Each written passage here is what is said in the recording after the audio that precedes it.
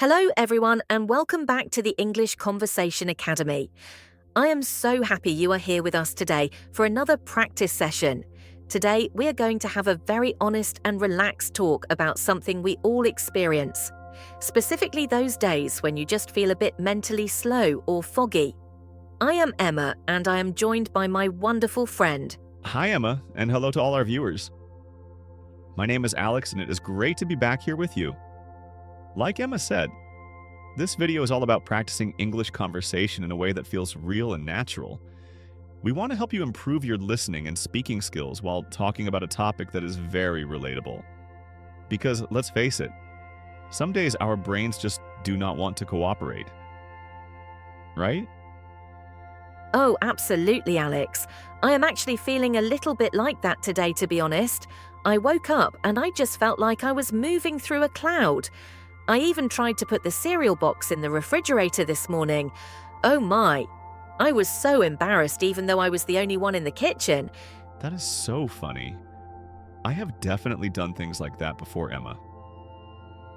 One time I tried to unlock my front door with my car remote. I kept pressing the button and wondering why the door wouldn't open. I felt so silly, Amanya, but it just goes to show that we all have those moments when our minds are elsewhere. How are you feeling now that we have started talking? Well, talking to you always helps me wake up a bit, but I still feel like my words are coming out a little slower than usual, which is actually perfect for our lesson today. Because when you feel slow, you have to take your time with English. You have to simplify your thoughts, and that is actually a great way to practice. That is a very good point. Sometimes we try to speak too fast or use words that are too complicated. And when we feel tired or foggy, we are forced to go back to the basics. It makes the conversation feel more authentic. So Emma, tell me, what do you think usually causes you to feel this way? Is it just lack of sleep? I think sleep is a big part of it, but also just having a very busy week. My daily routine has been a bit chaotic lately. I have been waking up early to walk the dog, then rushing to work, then trying to squeeze in some exercise. And by the time Thursday or Friday rolls around, my brain just says, "No more, please."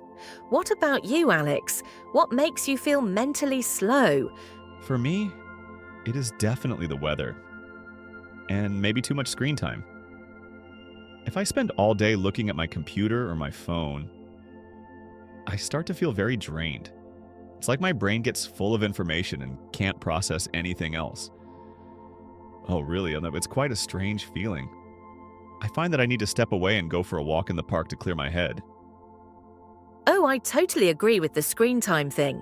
It is so easy to get sucked into scrolling through social media. And then an hour has passed and you feel even more tired than before. I've been trying to read a physical book before bed instead of looking at my phone, but sometimes I find myself reading the same page 3 times because my brain isn't clicking. Wow. It's frustrating, but also kind of funny. I know exactly what you mean. You read a whole paragraph and then realize you have no idea what you just read, so you have to start over. It's okay, though. We have to be patient with ourselves. I think that is the most important thing for English learners to remember, too. If you are having a slow day, don't be hard on yourself. Just keep it simple. And keep going. That is such great advice, Alex. Speaking of being patient, my family always laughs at me when I am in one of these moods. My brother is very quick-witted and he always makes jokes. And when I am feeling slow, I don't catch the jokes until a minute later. Then I start laughing when everyone else has already stopped. Oh my, it's a bit of a delay. Oh, that sounds like a fun family dynamic, though. My family is a bit different. We are all pretty quiet in the mornings. If you saw us at the breakfast table, you would think we were all statues. Nobody talks until the coffee has finished brewing. It is like a silent agreement we have. We need that time to let our brains start up slowly. That sounds very peaceful, actually. I wish my house was that quiet. My dog, Toby, is full of energy the moment the sun comes up. He starts jumping on the bed and bringing me his toys. It is hard to feel slow when a happy dog is licking your face, but somehow I still manage to feel a bit groggy until I have my tea. Do you prefer coffee or tea, Alex? I am definitely a coffee person. I need that caffeine kick to get my gears turning, but I've been trying to drink more water lately. I heard that dehydration can make you feel mentally slow too. So I have this giant water bottle that I carry around everywhere now. It's a bit heavy, but I think it helps. Do you have any daily habits that help you stay sharp? I try to do a crossword puzzle every morning, but on the days when I feel slow, I can only finish the easy ones. If the clue is too difficult, I just stare at it and my mind goes blank.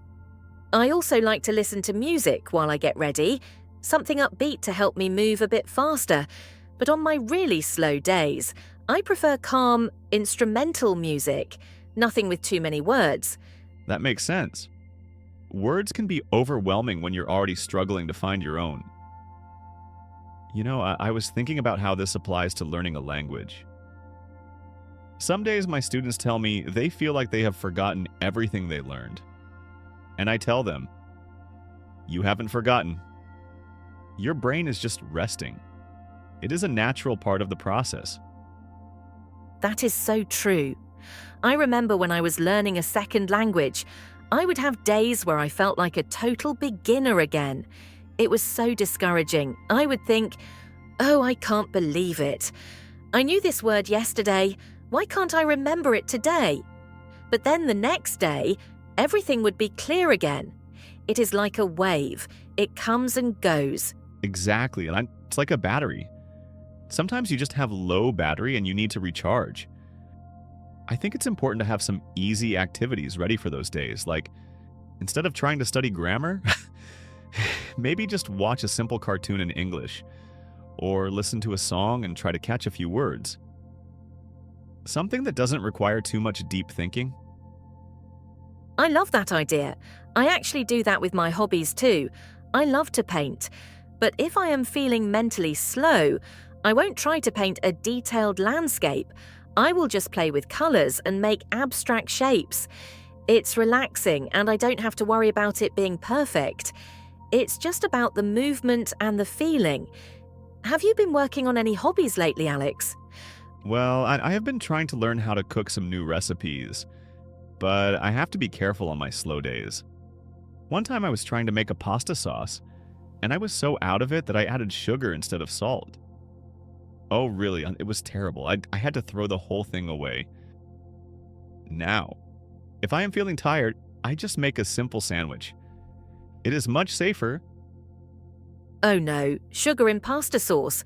That sounds interesting, but probably not in a good way.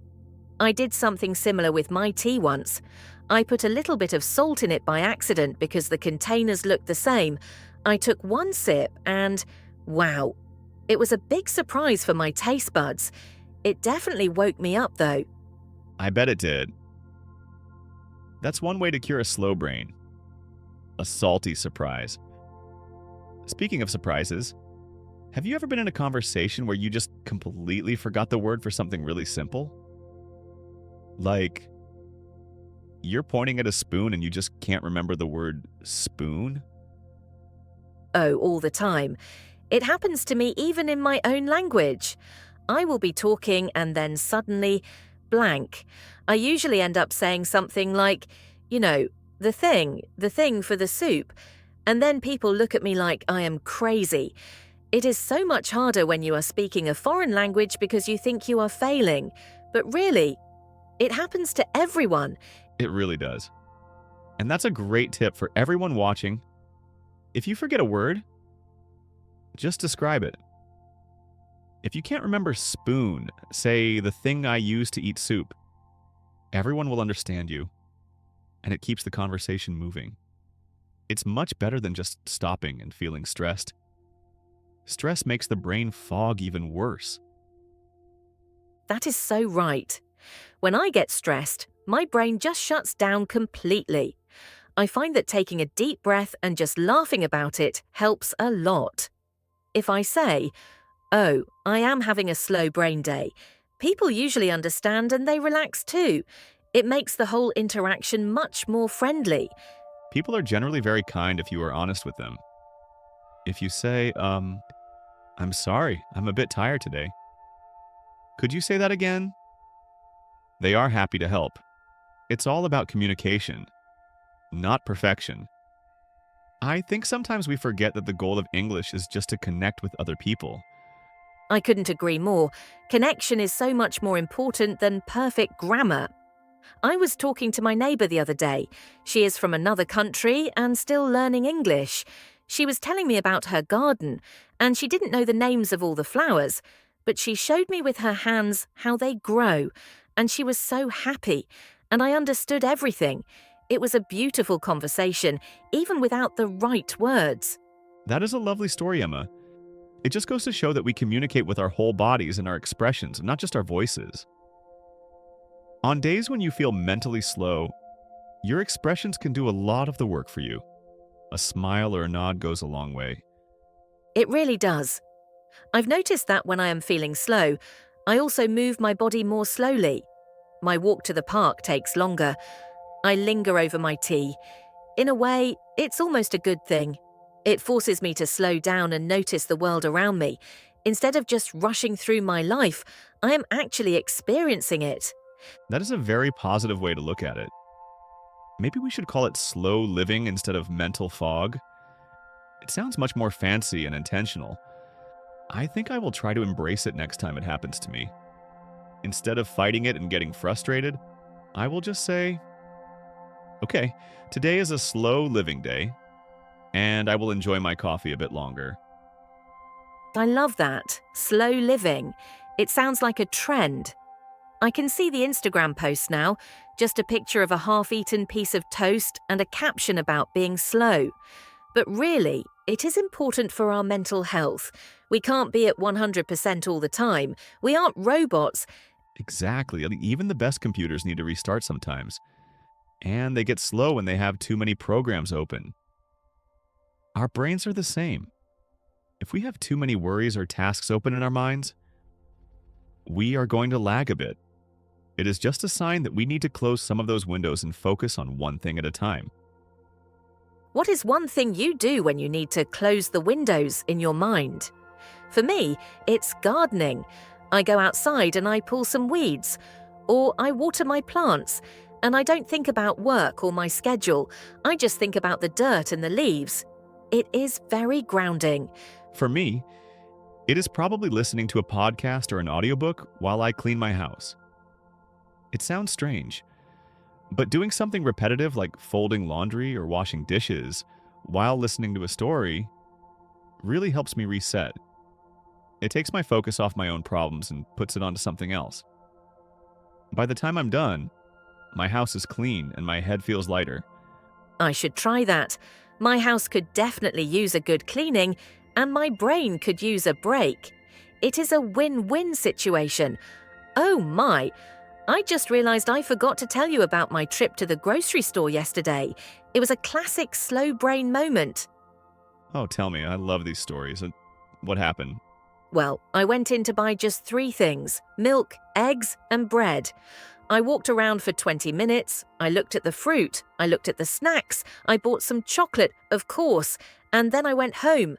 When I got to my kitchen, I realized I didn't buy the milk, or the eggs, or the bread. I only bought the chocolate. I just stood there looking at the bag and laughing. Oh, I can't believe it. That is classic. But hey, at least you have chocolate. That's the most important thing. Chocolate is actually supposed to be good for your brain. So maybe your subconscious knew what it was doing.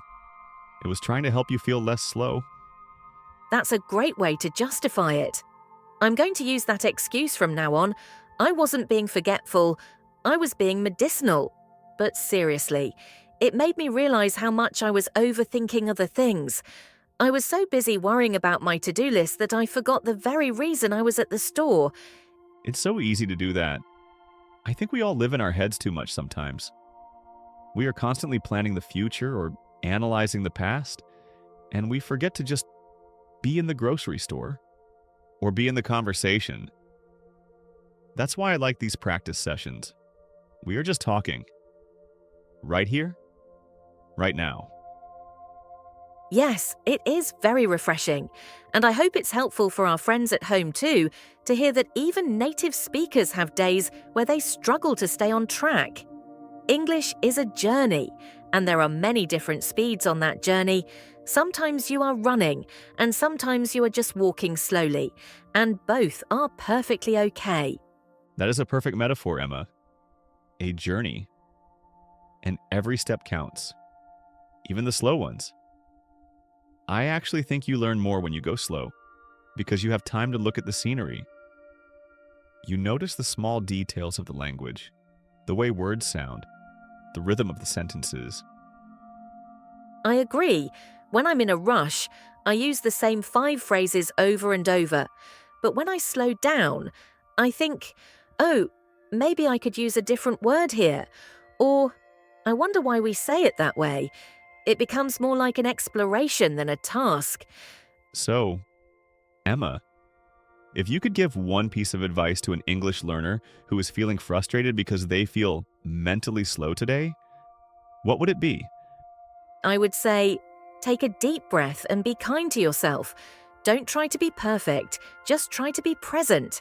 If you can only say 3 words today, say those 3 words with a smile, and maybe eat a little bit of chocolate. It might help. What about you, Alex? My advice would be to just keep listening. If you don't feel like talking, that's okay.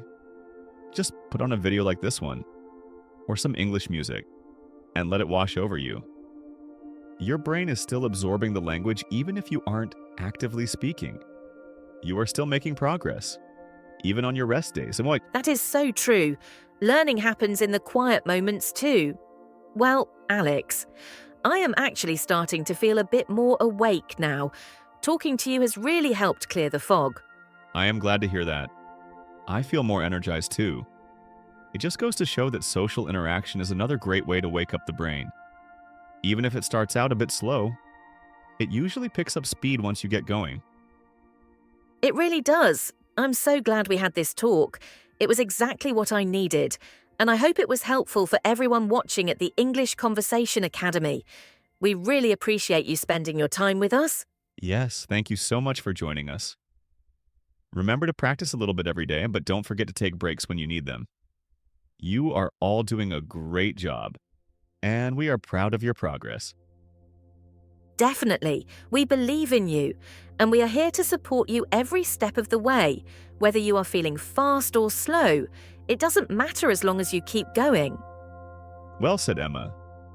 I think I'm going to go and have another glass of water now, and maybe a little walk outside. That sounds like a great plan, and I think I might actually go back to the store and get those eggs and milk this time. I'll try to stay focused. Good luck with that. I hope you make it to the dairy aisle without getting distracted by the chocolate again. Haha, no promises, but I will try. Thank you, Alex, and thank you, everyone. We will see you in the next video. Goodbye, everyone. Have a wonderful and relaxed day. Bye-bye for now. See you soon.